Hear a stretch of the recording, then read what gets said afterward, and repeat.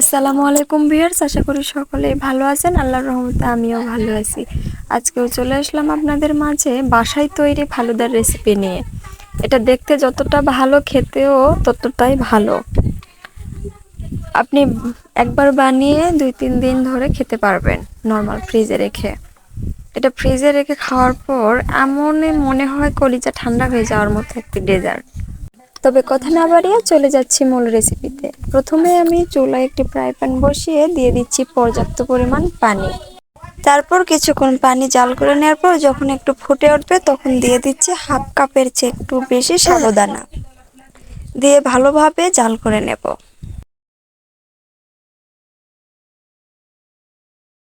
সাবুদানা যখন সেদ্ধ হয়ে আসবে তারপর এগুলো একটি ছাঁকনিতে আমি ঢেলে নেব এবং ঠান্ডা পানি দিয়ে ভালোভাবে ধুয়ে নেব। চুলায় আবারও ফ্রাই প্যান বসিয়ে দিয়ে দিচ্ছি এখানে হাফ লিটারের মতো গরুর দুধ। আপনারা চাইলে গুঁড়া দুধ দিয়েও রান্না করতে পারেন। দুধ এবং চিনির পরিমাণটা আপনারা আপনাদের স্বাদ অনুযায়ী দিতে পারেন। দিয়ে দিচ্ছি হাফ কাপের মতো চিনি, দিয়ে ভালোভাবে চিনি এবং দুধ মিশিয়ে নেব।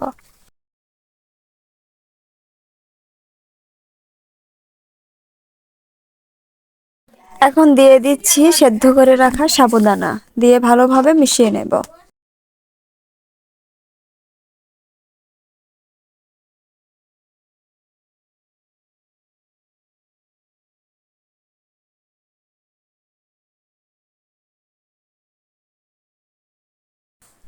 যখন এমন ঘন হয়ে আসবে তখন আমি নামিয়ে নেব। এখন নামিয়ে নিচ্ছি।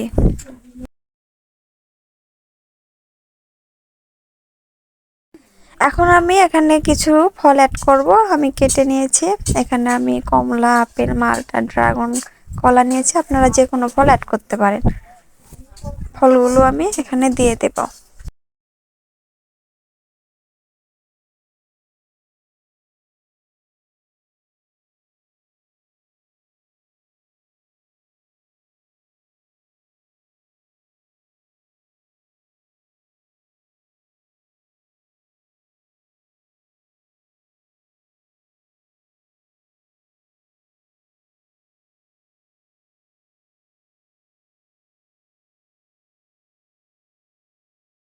ফলগুলো দেয়া হলে এগুলো আমি মিশিয়ে নিচ্ছি। ওপর দিয়ে আরো কিছুটা ফল দিয়ে দিচ্ছি দেখতে ভালো লাগার জন্য। চাইলে আপনারা এভাবে পরিবেশন করতে পারেন, আবার নর্মাল ফ্রিজে আধা ঘন্টা থেকে 1 ঘন্টা রেখেও পরিবেশন করতে পারেন। ফ্রিজে রেখে ঠান্ডা করে খেলে কলিজা পুরো ঠান্ডা হয়ে যায়। আমি এখানে অ্যাড করছি আইসক্রিম। ডেজার্ট ঠান্ডা ঠান্ডা বেশি ভালো লাগে। আপনারা চাইলে এটা স্কিপও করতে পারেন।